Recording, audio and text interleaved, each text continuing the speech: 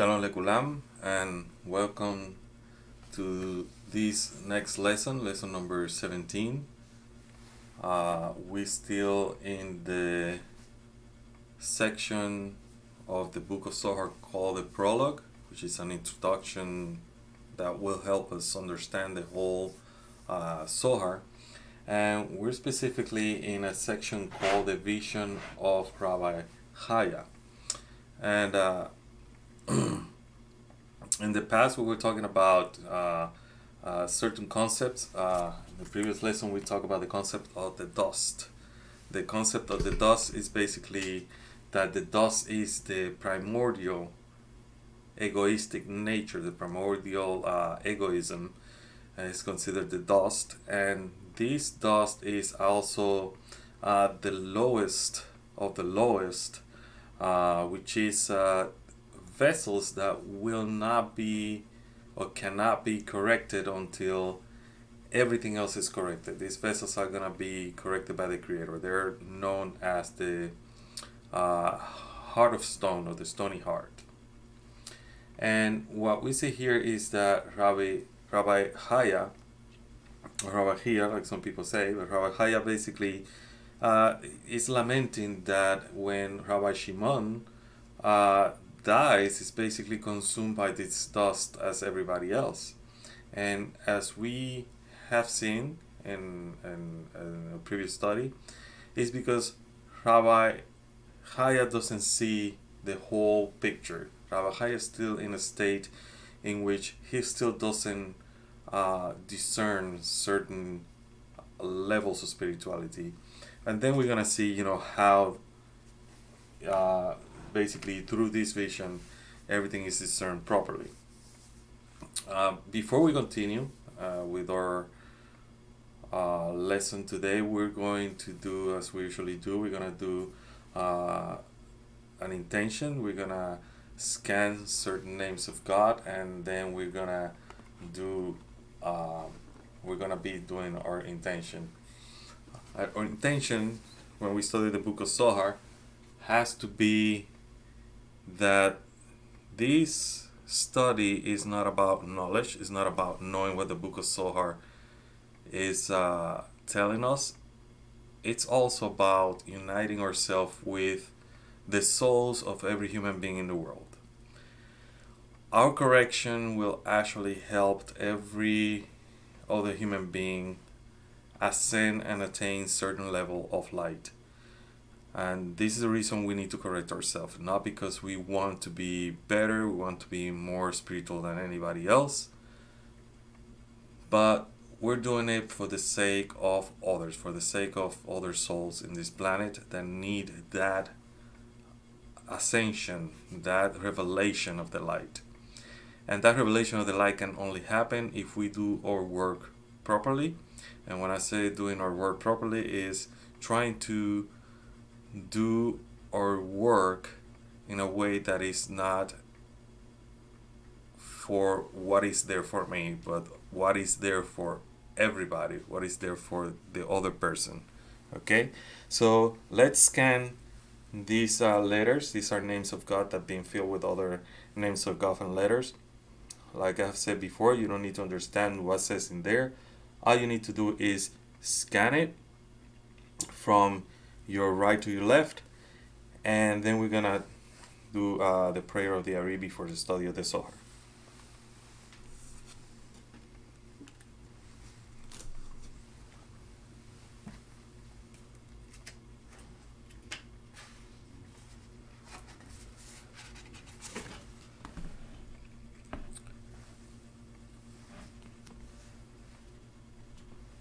A prayer from the Ari, to be recited before the study of the Zohar. Ruler of the universe and master of all masters, the Father of mercy and forgiveness, we thank you, our God and the God of our forefathers, by bowing down and kneeling, that you brought us closer to your Torah and your holy work, and you enable us to take part in the secrets of your holy Torah. How worthy are we that you grant us with such a big favor, which is the reason we plead before you that you will forgive and acquit all of our sins, and that they should not bring separation between you and us. And may be your will before you, our God and the God of our forefathers, that you will awaken and prepare our hearts to love and revere you. And may you listen to our utterances and open our closed hearts to the hidden wisdom of your Torah. And may our study be pleasant before your place of honor, as the aroma of sweet incense. And may you emanate to us the light from the source of our soul to all of our being. And may the sparks of your holy servants, through which you reveal your wisdom in the world, shine. May their merit and the merit of their fathers and the merit of their Torah and holiness support us, so we shall not stumble through our study. And by their merit enlighten our eyes in our learning, as it is stated by King David, the sweet singer of Israel. Open my eyes so that I will see wonders from your Torah. For the Lord gives wisdom, from his mouth comes knowledge and understanding. May the utterances of my mouth and the thoughts of my heart find favor before you, God my strength and my Redeemer.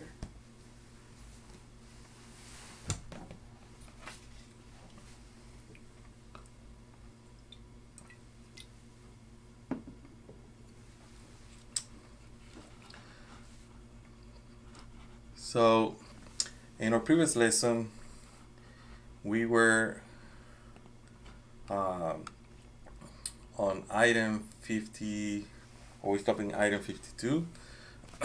So, we're going to be reading from the Zohar with the Sulam commentary. It's going to be in prologue, item 52, the Vision of Rabbi Chiya. So it says, Rabbi Shimon opened the discussion by saying, "Let Rabbi Chiya enter and see how much the Holy One, blessed be He, shall restore the face of the righteous in the world to come. How happy is he who comes here without shame, and how happy is he who stands erect in the world as a strong pillar that bears all." That's Rabbi Chiya. Saw himself entering, and Rabbi Eliezer stood up. So did all the other pillars of the world which had previously been sitting there. And he, Rabbi Chiya, was embarrassed. As he entered, he detached himself and sat at the feet of Rabbi Shimon.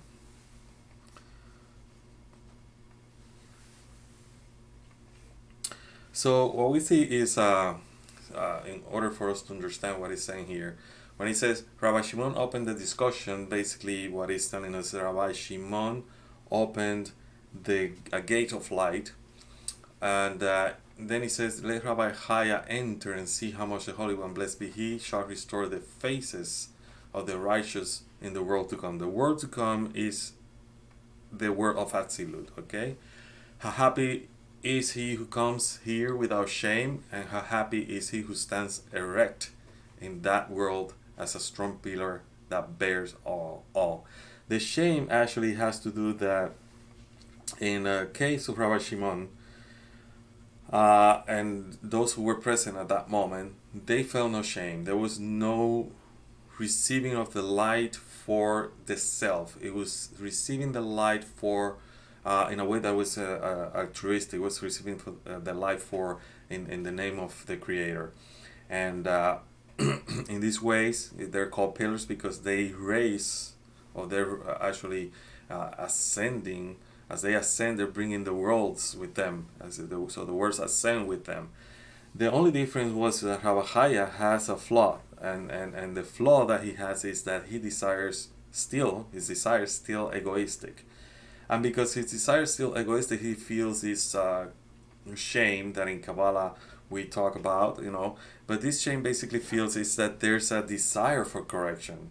Okay? So there's this desire, an awakening basically, that is happening that requires a correction, requires our own parsuf to start correcting and become erected, meaning in this case when it says, happy is he who stands erect in that world as a strong pillar that bears all.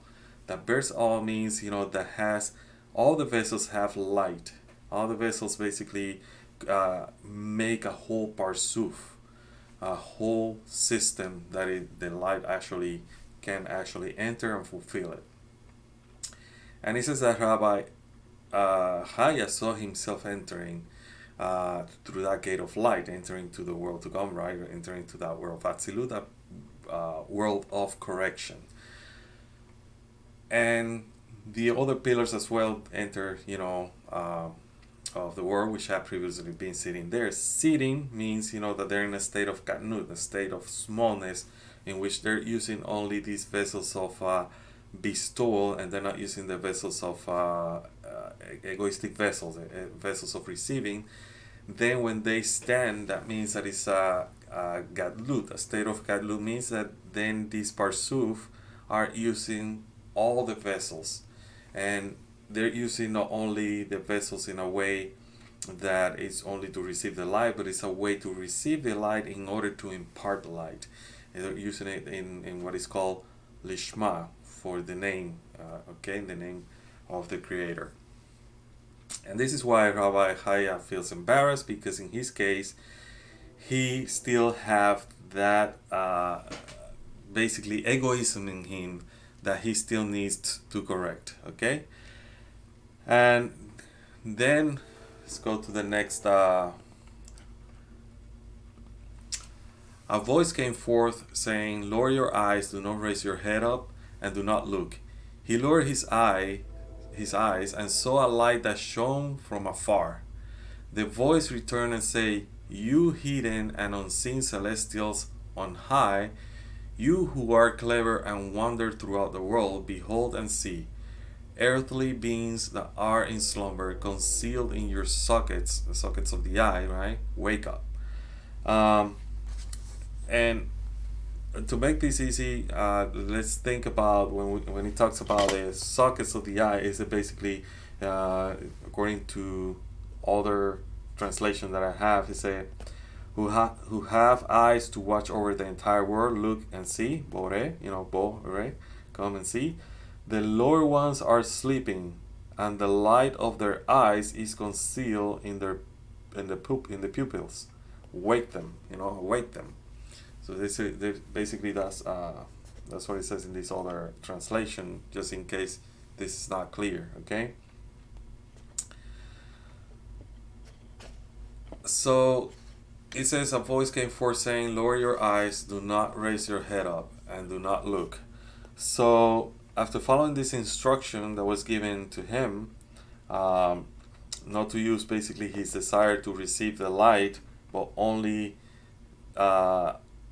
the desires to give, to bestow, to impart, Rabbi Chiya attained a level in which he could now hear the appeal with the help in which he attained everything that he wished in his own vessels. And this is what he received, what is called the light of Hasidim. The light of Hasidim is basically the light of Chokmah that is clothed by the light of Bina. Okay, and this is the life of Hasidim. It's basically like a conduit through which the life of Chokmah will go and enter the lower Parsufim. Then this voice divides all the souls into two groups. The first group is the supernal holy ones that are hidden or concealed, that they actually have the merits to, and actually merited their eyes to be open and see the whole world. And the second group is the soul, the souls that have this light concealed from their eye sockets or the pupil, and which is what is blinding them. And this is why the voice called upon the souls of the first group to say, basically, to use this reception of the light to bring down this upper light together with the second groups. So basically, it's like what we're talking here, in all these symbolism and everything, is vessels of bestowal, vessels of receiving, and how these vessels can actually work together in order to bring down this light of Chokmah and fulfill the whole Parsuf. But this is only attained by the light of Hasidim, which is the light that is the light of Chokmah that is clothed with the light of Bina. Then he says, who among you has transformed darkness into light and the taste of bitter into sweet before he came here? Who among you has awaited eagerly every day the light that shines when the king calls upon the gazelle, the Shekhinah? For then the Shekhinah increases, and he is called the king of all the other kings of the world. Because he who does not await eagerly for this every day has no part here. So, what we need to understand here is the following, that the Creator wants to fulfill the whole system with its light. And when he talks about the Shekhinah, he's talking here about the congregation of Israel, this collective soul of those who are seeking the Creator for the Creator's sake, which are called Israel, Yashar Kel, directly to El, right? So the voice actually is talking to each of this group, and the souls of the first group, it says, that they basically are turning darkness into light, basically revealing light, right? These are the souls of the world in Atzilut. For the Creator created, two systems that are opposite, and the systems and basically the Creator created, these two systems. The Creator created two systems that are opposite in these worlds that we call the worlds of Bia. These worlds of Bia are the world of Bria, Yetzirah, and Asiya. So when we look, let me change this laser point. In these words here. So now we're talking about basically the world to come. It's Atzilut. Now we're talking about the words of Bia here, and in the Torah of the words of Bia, we're gonna find a division into what is suitable and unsuitable, pure and impure, forbidden and accepted, right? And what is holy and unholy, kosher or unkosher, right? And in the Torah of the world of Atzilut, consists only of things that are complete or completely holy, and it consists also of the names of God. Okay, so that's a level of the names of God. And there's no impure forces in this level at all.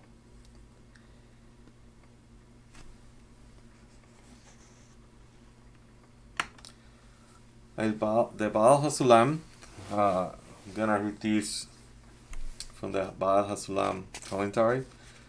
He says that the sinner, Laban, Laban was the father-in-law of Jacob. Laban is regarded as a holy name in Olam Atzilut, in the world of Atzilut. And the same thing is actually regarded as a holy name. The name Pharaoh is also regarded as a holy name. And all the names that represent impure forces in the world of Bia become corrected in the world of Atzilut. They become exalted and pure spiritual objects and forces with corresponding holy names. This is why the souls that have attained the light of the world of Atzilut, they transform darkness into light. They transform bitterness into sweetness, and they reveal light. This means that the difference between holy, pure, good, and bad, and lies in the correction and the desire for attaining an egoistic and anti-egoistic screen over the will to receive. So what the Baal HaSulam is trying to tell us here is the following, that what we need to create basically is this is our system here, right? And what we need to create is kind of like a masach. It's like a cover, a lid, in which when the light comes to the vessel is not going to receive the light in an egoistic way. It's going to receive the light depending on the intention. What intention is going to be that? The intention to receive in order to please the Creator, which is an altruistic desire. So the direct light, the Or Yashar, is going to come in. We have a masach. This masach is like a filter. The filter is basically our intention. So if our intention is an intention to please the Creator, is non-egoistic, the light of Hasidim, or the light of Chokmah, is clothed on Bina, or Hasidim, is going to come inside, and it's going to be Or Pinimi. Or Pinimi means internal light. But also there's light that is going to be reflected, right? Because we want to give back to the Creator. That giving back to the Creator is Or Hoser, which is the reflected light, and that's how we actually are giving back. These are the vessels of giving, vessels of bestowal. Okay. There's a light. Remember, the Creator wants to fulfill this whole parsuf. He wants to fulfill, everything from the toch all the way to the sof, the whole body of that parsuf. And what is going to happen is the Or Makif is a surrounding light. The surrounding light is basically all spiritual potential to become like the Creator, similar to the Creator, okay? And this is what we're actually trying to achieve as we're studying Kabbalah, as we're actually studying the Zohar with the intention to connect with the other parts of our soul that are all over the world, especially in these days that we're kind of like in a darkness with appearance of what in Kabbalah we call basically the spirit of Amalek, with the war in Ukraine and Russia and all that. That's the spirit of Amalek reappearing again in the world, and we need to eradicate that through the study of Zohar, to the correction of our own egoistic vessels, okay? And this is why it's important, to know this system, to know how things work in spirituality, so we can then combat. And it's not like a war, even though it's like a war, internal war, but basically so we can correct, the egoistic vessels. So there's a second group that is mentioned, right? So the first group is this group that actually the light is revealed to them, okay? They have merited that they can actually, that their eyes are open and they can behold the entire world. Then there's this second group of souls that have the light of their eyes concealed from their pupil. In this second group, the voice said that they're awaiting the Creator's help, and He will elevate the Shekinah, which is the manifestation of the Creator to all the lower ones. And He's going to basically elevate the Shekinah from the dust, from this egoistic desire, okay? This is why you're going to read, if you are the kind of person that like to read, like mystical books of Judaism, or even the Talmud and things like that, you're going to hear a lot about the Shekinah is in the dust. The Shekinah is in the dust means, that we are a collective soul and we're in an egoistic level. We're in an egoistic desire. And it says here, however, the second group, they're waiting for the Creator, to basically elevate that Shekinah from the dust. This is, but there are those that are not waiting for the Creator to do that, and they're preoccupied by other things. These are the souls that will not be elevated from the dust, and the sensation of the Creator will remain concealed to them. These are the people that, or souls, I wouldn't say people, souls that do not have that sensation of the Creator. And when they are incarnated, they basically don't feel that sensation of the Creator, which we feel it, as a spiritual desire. We call it depending on the tradition. We call it God, we call it by different names depending on the traditions and the culture you're born. But everybody, this is why all around the world you're going to see religions and spiritual, systems, is because everybody that is trying to connect to the Creator feels that light.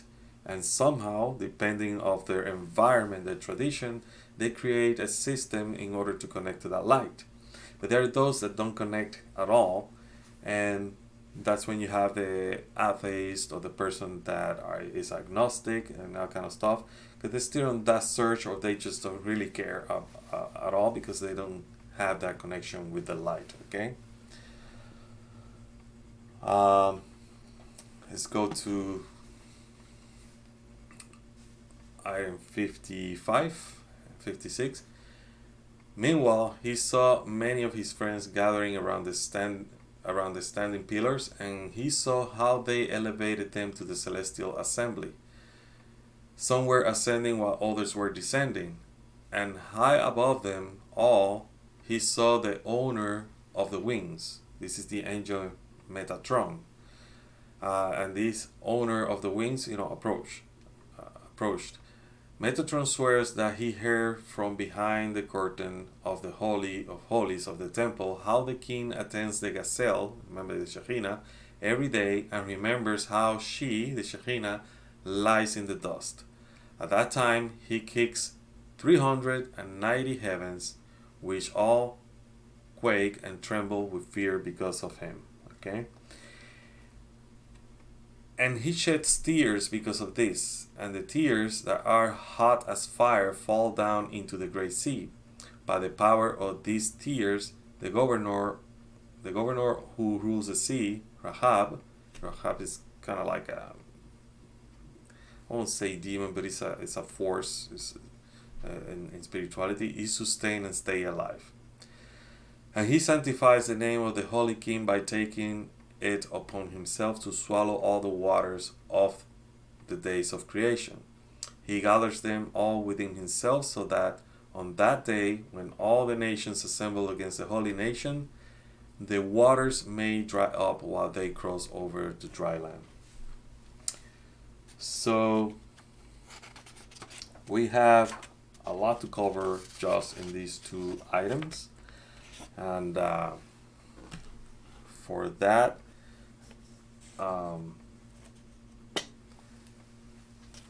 later I'm gonna change the slide to write down certain stuff so it can be understood better. So Rabbi Chiya saw many of his friends gathering around the standing pillars, right? Meaning that Rabbi Chiya saw several souls of the righteous belonging to these two groups, and they stood around these the two pillars that were already present in Rabbi Shimon's assembly. And when I say Rabbi Shimon's assembly, it's kind of like a yeshiva, a group of people.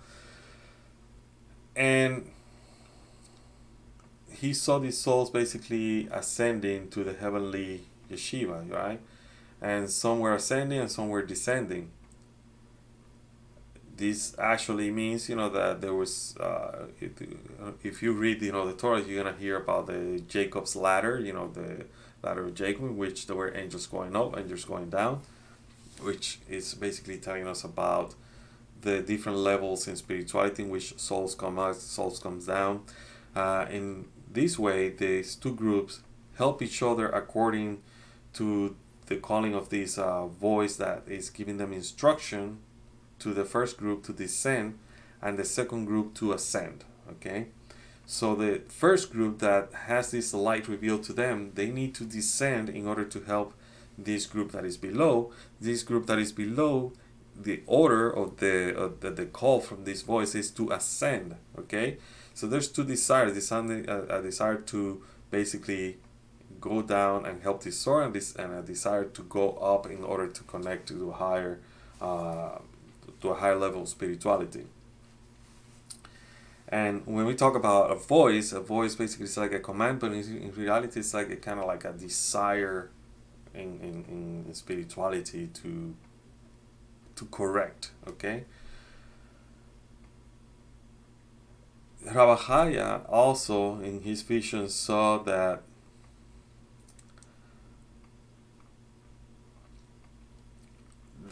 this angel Metatron descended from the heavenly assembly to the assembly of Rabbi Shimon, and this angel swore an oath. And he says, that the angel swears that he heard from behind the curtain of the Holy of Holies in the temple how the king attends the Shekhinah, the gazelle, every day, and remembers how she lies in the dust. And then he says at that time he kicks 390 heavens. Keep that name in mind, that number in mind, which all quake and tremble with fear because of him. So this vow basically means, that the Creator never forgets, and it's not. Let's not think that the Creator is like us, that has a brain in which he's thinking and this and that. This is basically a way for us to understand how the system of spirituality works by using our own language here. When we say the Creator is jealous, the Creator is angry, the Creator doesn't think like us. The Creator basically in when we read the scriptures, it says, that your thoughts are not my thoughts. Meaning that the Creator or the light stays the same, never changes. What changes is how the vessel perceives that light. Okay, so that's what we need to think.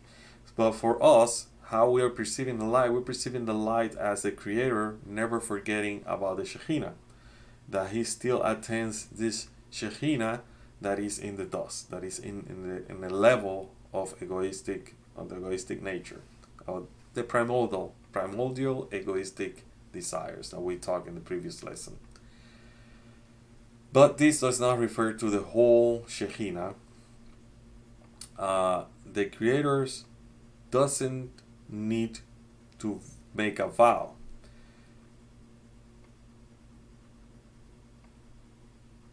Because for all these souls that are in that level, they will actually, or they see, it is revealed to them, they have attained a level in which they see that everything that is done by the Creator is for the sake of lifting the Shekhinah from the dust. Okay? And when we're talking about the Shekhinah in the dust, we need to understand, and for this, make sure that you go back to the previous lessons so you can understand. This is referring to that point that is called Malchut de Malchut, which is what Rabbi Chiya thinks about being held captive by these impure forces. This is the forces that we call the husks, the clifots, right? And remember, the clifots are not.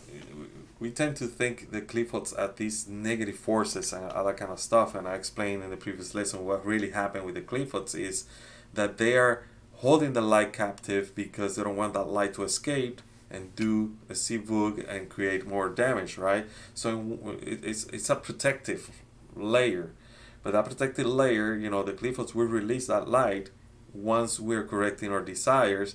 That clifot then becomes a vessel somehow, that will help in the redemption of the souls. So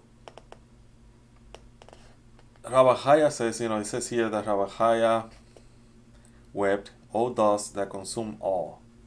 And here this angel Metatron, who came to the assembly of Rabbi Shimon, revealed to Rabbi Chiya a great secret, that the Creator's rule is absolute in every level of creation, and even the Creator's rules, or the Creator's power, goes all the way to even that level that we call the level Malchut de Malchut, which is the level of the dust. Now, let me go back to, so this can be understood. So when the light, direct light, goes into the masach, or hit the masach, that is called a sivug. A sivug is basically kind of like um, like a coupling connection. It's like the light hitting that screen, and then it gets reflected with the Ojoser and all that, and some light gets in depending on how the vessel is receiving at that moment, the person is receiving at that moment. And when that happens, when there's a union, a coupling of this masach with the light is pleasure. So it's like the vessel is receiving pleasure from the Creator, but the only way the vessel is going, or the parsuf is going to receive that pleasure, is for the sake of the Creator. Okay, and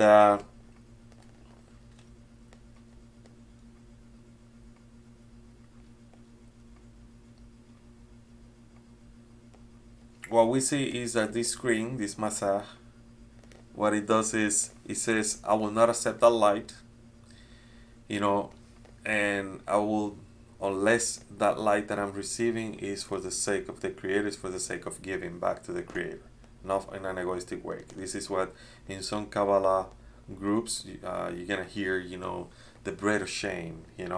After the bread of shame, what happened? There was a tzimtzum, there was a restriction. The restriction is basically the creation of a masach, a restriction on top of the vessel, right? So this is a restriction right here, and I don't want to confuse you, but understand that every time there's a restriction, like here the masach, there's a restriction, the tabur is also a restriction, the siyum is also a restriction. All these, all what we call malchuts. They're basically levels of malchut. Malchut is restrictions, so the light is not going to go in, unless it is, the vessels are kind of like corrected in order to allow the light to go in, and according to that correction, according to that intention to receive in order to give back. So this desire, or not this desire, this intention to receive only for the name of the Creator, makes this light be repelled, and what we call the Ojoser, and this act of repelling is called the returning light. And what it does is, it's hard to explain it, with this graphic, but it's like this light basically goes in, like a chokmah, and somehow this light envelop this light. That's what is called O Hasidin. And Bar Hasulam says basically this is like comparing to the example of the host offering delicious food. So the host is the Creator, the food is the light, to his guest, and this guest is basically this kli here, this vessel here. And this kli wants to enjoy the pleasure, enjoy the light, right?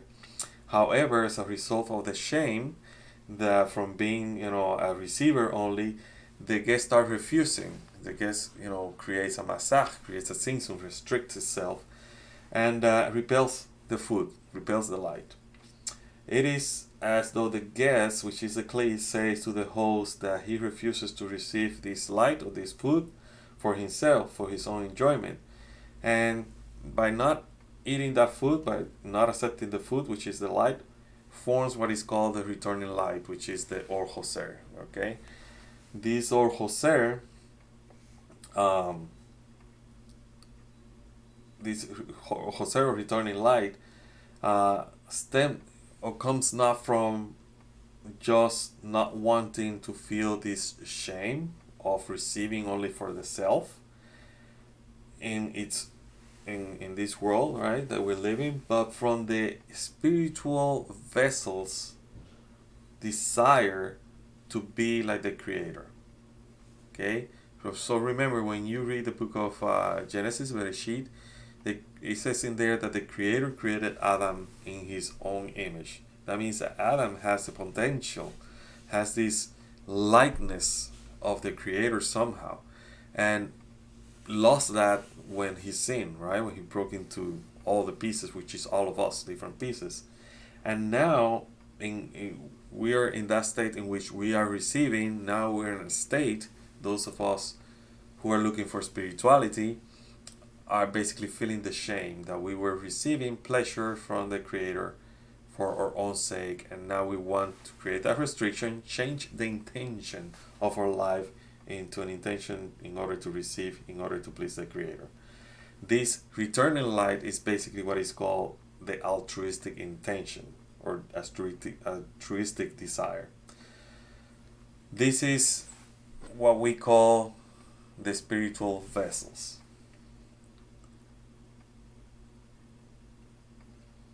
And it's through this altruistic vessel that we can feel the Creator.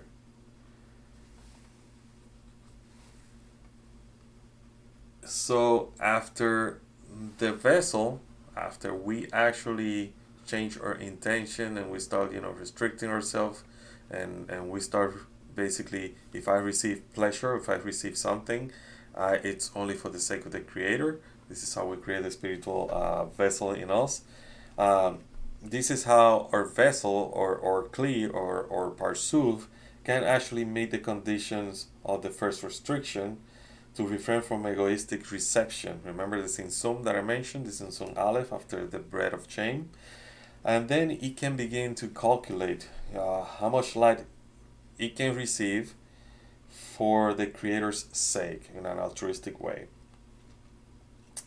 The Kli will receive only the amount of light as Orpinimi, as long as this amount of light or amount of pleasure is for the sake of the Creators. Okay?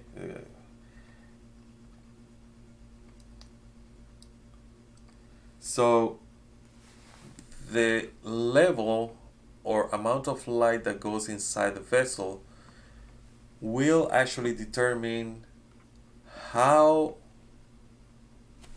much are we similar to the Creator. Okay, so basically it's how the light goes in depends on how we are actually doing our corrections inside these vessels here, which are egoistic, right?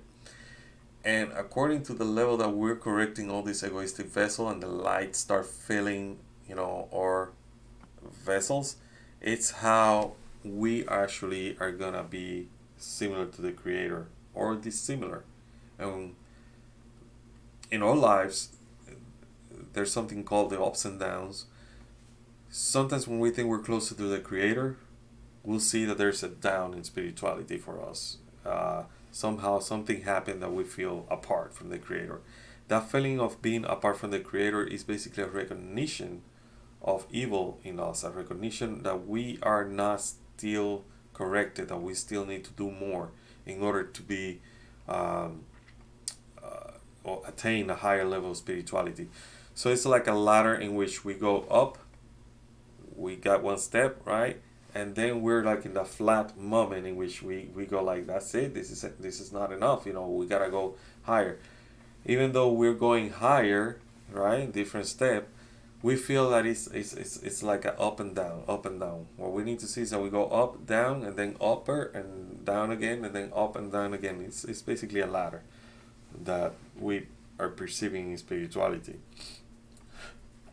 So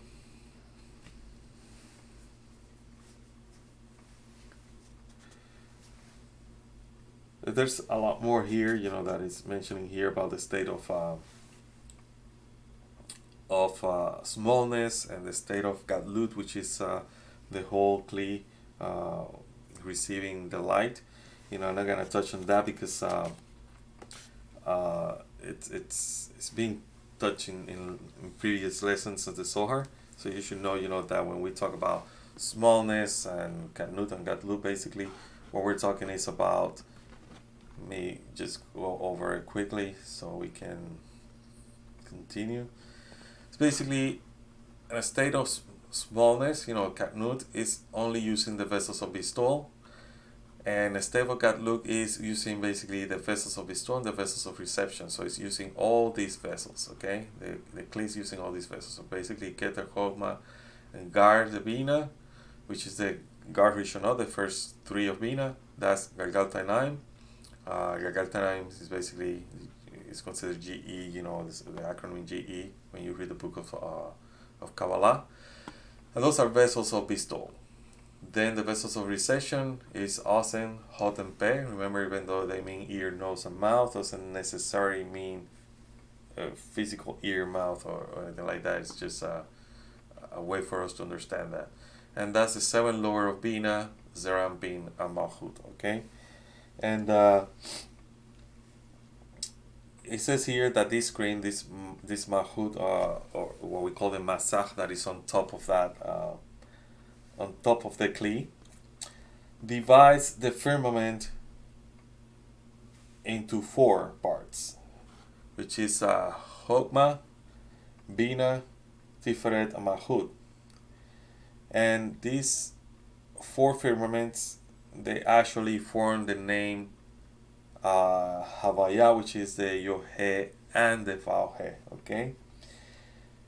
Because Malchut, and if this, you're gonna find this familiar if you've been studying, these lessons and with me and slowly, because we're doing this in a slow way so it can be understood.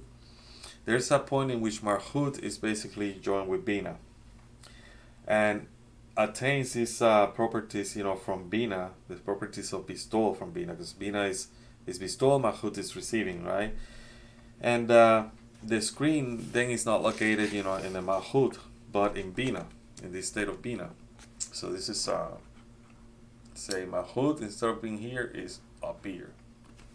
And that line that you see in the graph. Bina is counted as hundreds. Okay? So Bina is counted as 100, right? So, therefore, the four parts, which is Chokmah, Bina, Serampin, and Malchut, equal 400. Remember the number 390 firmaments, right? So this is where we're gonna learn about this. Okay, so Bina is considered hundreds. Then Chokmah, Bina, Serampin, Malchut is 400.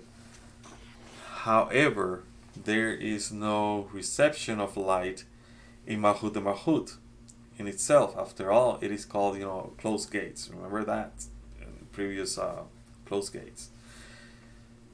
This means, that Malchut contains 90 Sefirot and not 100. 9 Sefirot is consisting, of 10, so that's why it's 90 Sefirot. Therefore, the screen that is called the firmament, and that makes, this coupling, this sivuk with the upper light, the Or Elyon, or the Yashar, or Yashar, by reflecting, it consists only of 390 parts, because it's missing these 90 vessels, right? These 90 Sefirot, for the part of Malchut de Malchut. Okay, so it's missing that part of Malchut de Malchut. The firmament is therefore said to consist of 390 firmaments, and on it a daily coupling, a daily hitting of that light, a daily sivuk with the Shekhinah is made. But there's no sivuk, there's no coupling, there's no connection of that light with the dust, which signify these 10 parts of Malchut de Malchut, with these 90 vessels that are in Malchut, right? And this impact, the striking of the light in the screen, it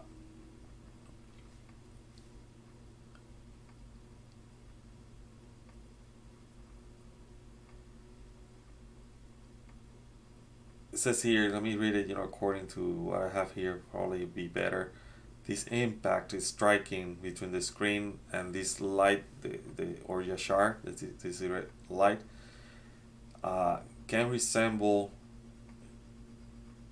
a shuddering from fear to receive the light inside of our vessels beyond the limits of our own restrictions. So then he mentions, let me go back to the slide where we have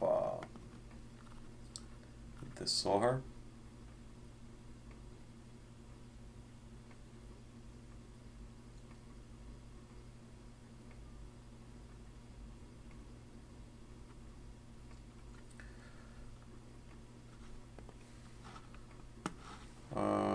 that's not it.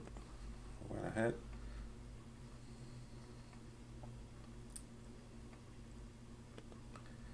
So then what we're gonna see is, so we were talking about the gazelle and the 390 heavens, right? So what we're gonna see is that these there's something called tears. Okay, so and he shed tears because of these and the tears that are hot as fire, right? And what we need to understand is the following: these tears from the eyes are not real tears. Okay, these are just symbolic tears. These tears are basically the light of Chokmah from the part of the spiritual kli called the eyes. The Enayim is referred to as tears.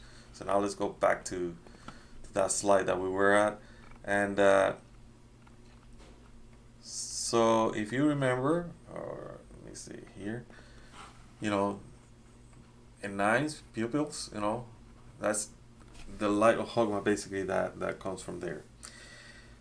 Tears basically are the part of the light that is rejected by the Parsuf because there's no screen on Malchut de Malchut.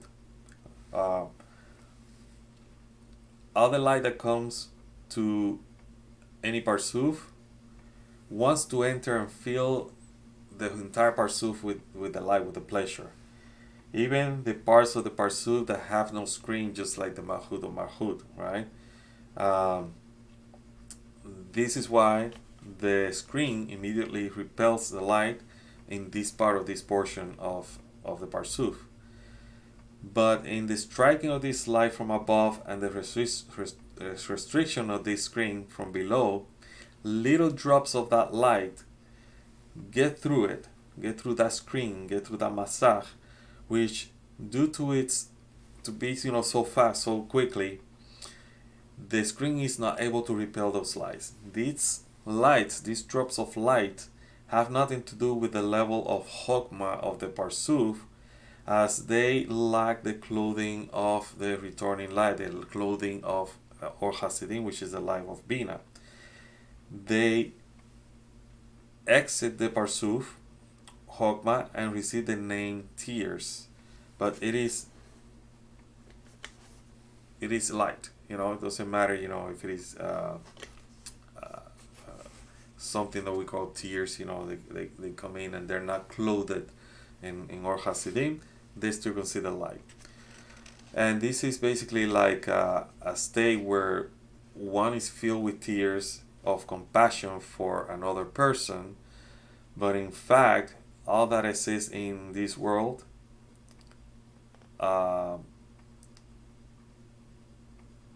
also exists because it comes from a spiritual archetype, okay?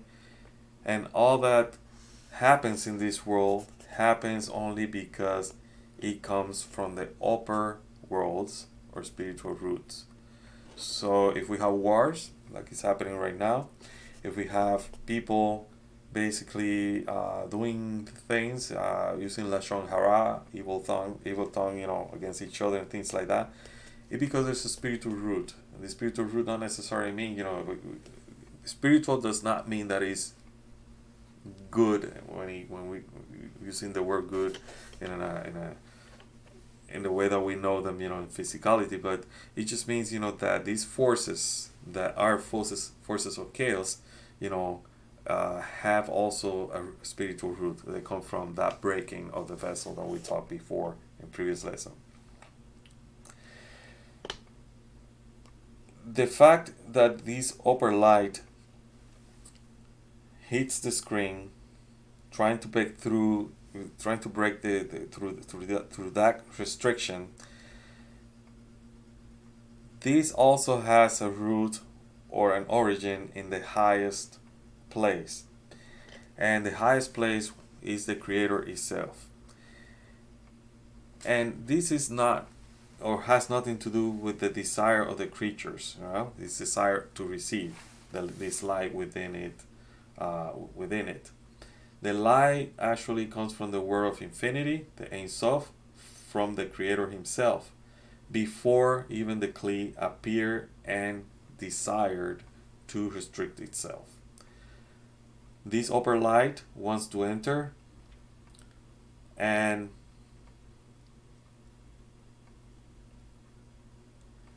the Kli, and the Kli is a desire, right? So it wants to fulfill that desire that is created. And it says that the Creator wishes to dwell in His creatures below. And this is, when we talk about dwelling, remember, shochen means to dwell, to inhabit. And this is why our soul, collective soul, the congregation of Israel, is called Shekhinah, right? Because the Creator wants to dwell within it. And those who are actually feeling or letting the light dwell, even if it's in tiny bits, right? We are actually trying to recognize or trying to feel the light, and our soul will recognize that the light and the Creator are basically one and the same, and that sensation of the Creator is actually what we call spirituality or spiritual light. And this upper light strives to force its way through the screen and enter these desires of humanity, but the screen, like we mentioned before, pushes it back. This repelled upper light becomes a returning light, which designate man's altruistic intentions to bestow delight to the Creator. Basically, that we're now gonna get that light. If we're gonna eat, basically we're gonna eat that delightful, food that the Creator is giving us, only because it will give pleasure to the Creator to see us basically eating that food that He has given us, right?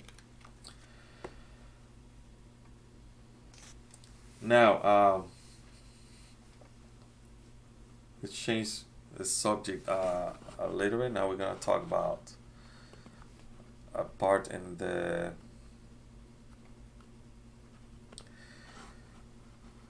So we talk about the tears, but the power of these tears, by the power of these tears, the governor who rules the sea. What is the sea?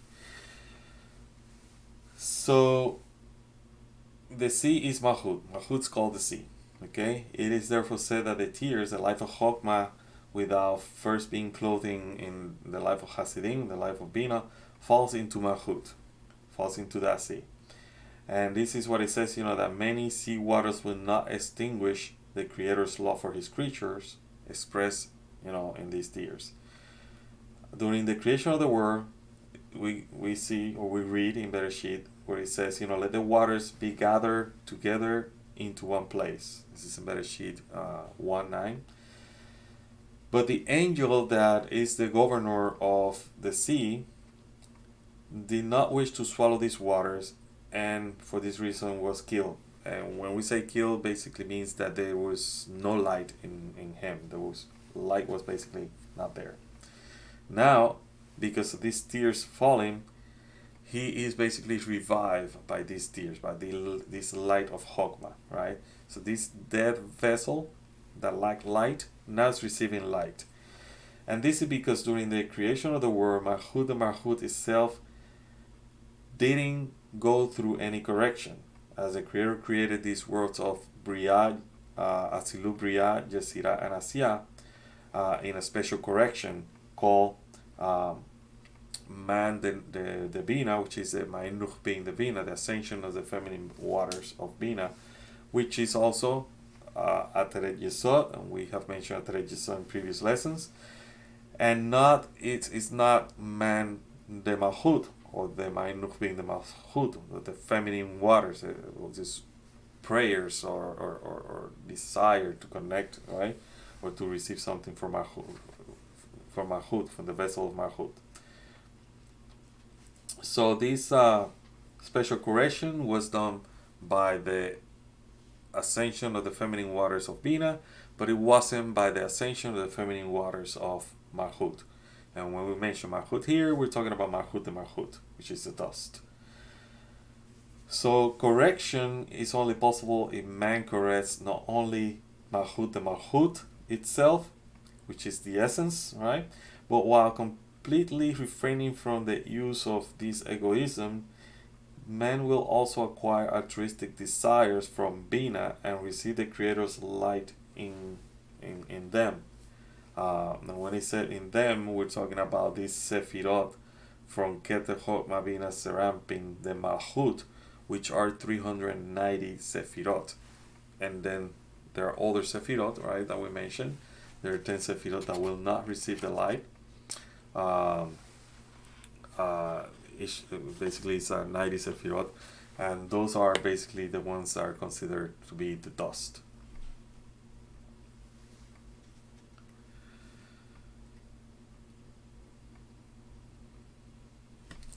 So, the altruistic desire I consider as desires of Bina or the feminine waters of Bina. And the reception or the receiving of that light in them, which is what we call Sivug, is made not in the egoism or in Malchut, but on the will to bestow called Ateret Yesod. And to understand Ateret Yesod, it's a whole, you gotta go, if we're in class lesson 17, you gotta go to probably lesson 15 or 16, and that's where you're gonna see the concept of Ateret Yesod, specifically that's gonna be in a section called the lock and the key. The lock and the key. Okay? And you're gonna learn more about Ateret Yesod. So this Sivug, the striking of the light, is only good to feel only the first 9 Sefirot in Malchut, but does not correct or feel Malchut itself. And this is why the Prophet Eliyahu, this is reading Hasulam, this comment, Prophet Isaiah actually, writes in this regard, "Who are you with partners? I started the worlds, and you are to complete them. The correction of Malchut de Malchut is only through the correction of all the creatures. Therefore, when the sea ruler, which is Rahab, was told, 'Let the water be gathered together onto one place,' he did not want to do it. He did not wish to swallow up the created water, for due to the incorrect state of Malchut or Malchut, the impure forces prevailed and ruled over him, and this is why he was killed. But the tears correct Malchut de Malchut and revive Rahab, the ruler of the sea, so that he will rise from the dead and sanctify the name of the Lord. In this way, fulfill the Creator's will and swallow up the primeval waters, basically primeval egoism, which is Malchut de Malchut. For then all the impure forces, all the evil in the world will disappear, and all these desires will gather in one place, or be in one level, spiritual level, in whose name is Atzilut, the word of correction.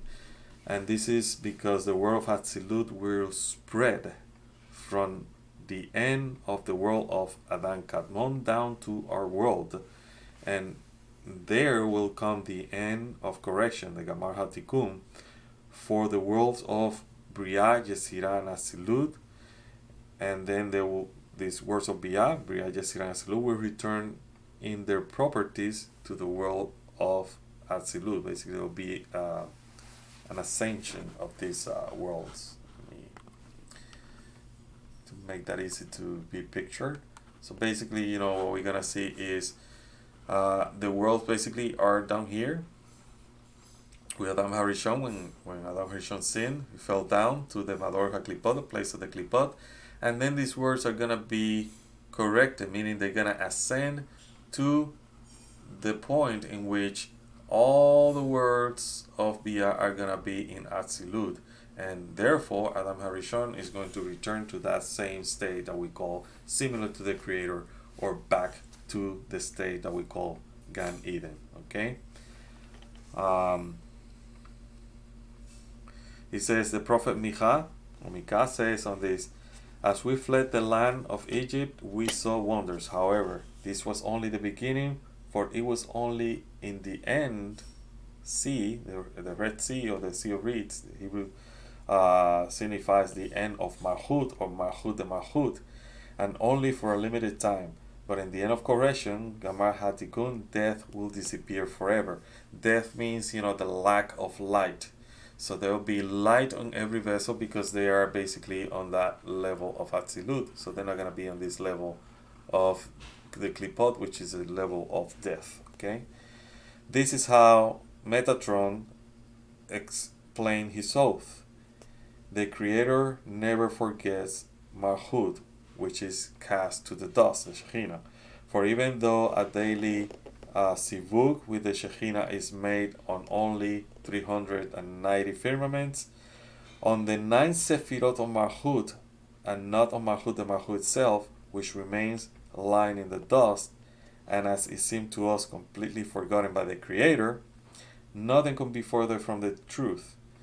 The fact is that he corrects Malchut de Malchut, which is Sivuk, because with each of these Sivuk, or Sivugim, as a result of the 390 firmaments being struck, the tears fall outside, and these tears are not lost, but fall into the great sea, which is Malchut de Malchut, and revives them slowly and gradually corrects them, even if it is the light of Chokmah without the clothing of the light of Bina or Hasidim.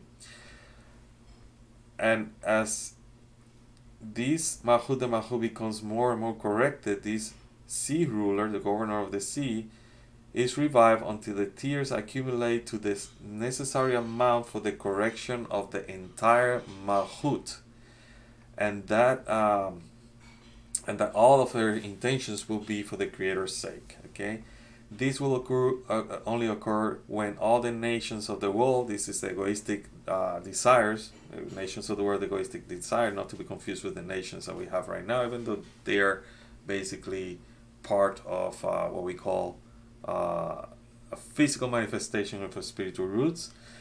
Will occur only when all the nations of the world, egoistic desires, unite to attack Israel, which is the altruistic desire, or the spiritual desire to connect with the Creator. Then the sea ruler will rise back to life and swallow up the primeval waters, egoism. For Malchut de Malchut will start receive the lacking correction. For each day the Creator cares for hell, for basically the Shekhinah, until this Shekhinah, his holy creation, reaches the Kamar Hatikun, which is the final correction. And here Rabbi Chiya's error or mistake was revealed to him. He understood that nothing disappears in the dust as he thought would happen, to Rabbi Shimon. But on the contrary, each day Malchut undergoes correction, just as Metatron swore in his in this passage, right? So this is why this was the revelation, the vision, basically Rabbi Chiya. In the next lesson, lesson 18, we're gonna continue with the vision of Rabbi Chiya, and we're gonna do some recap of what this actually is all about, what actually we're talking here. We're gonna finish it with item 57 and 58, and then we're gonna talk about what this is all about with the graphics and everything, so people can understand it better. Okay, so in the next lesson we're going to have this explained in more detail. Okay, so I hope you have enjoyed this this lesson. As always, make sure you like it, subscribe it, share it. That's the way that you actually are receiving the light from us, but also giving light back to the world, is by sharing this knowledge. We're doing it for free, and the only way that probably you want to pay is by just putting a like in there or share it with somebody else, so somebody else can receive the light. Okay, and remember, we're talking about tears. sometimes you share these videos. It doesn't have to be this video specific. I'm talking about Kabbalah. You share the wisdom of Kabbalah. It doesn't matter from which teacher, as long as it is a teacher that teaches about light, that is not teaching about dark stuff. There's Kabbalah also out there. You hear about a lot about Kabbalah, and they're teaching crazy dark stuff.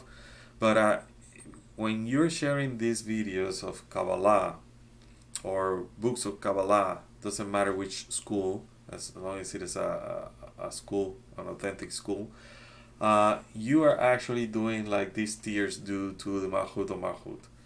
This person might not even care that you gave a book and not even read it, but the fact that they heard the word Kabbalah and they heard you probably saying something, what is Kabbalah all about? It's about changing of nature from egoistic nature to altruistic nature and connect our soul to our other souls so we can become one soul, one man, one soul, and go back to that state of Gan Eden, a state of correction which we're similar to the Creator.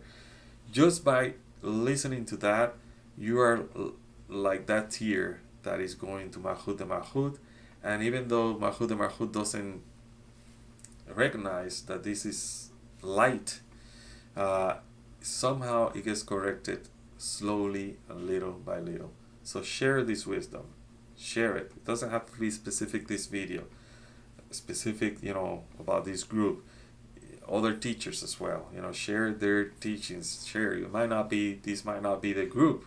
This might not be the study that they want, but they might connect to some other teacher, and that's what we want. We want to make sure that this wisdom is spread all over the world, no matter who's the teacher, right? Because at the end, we all want the same thing. We need to have the same intention. So do that, okay? But like I said, it would be nice if you subscribe, like, and share, okay? And I'll see you in the next lesson. So, Shalom Lekulam, and I see you on lesson 18.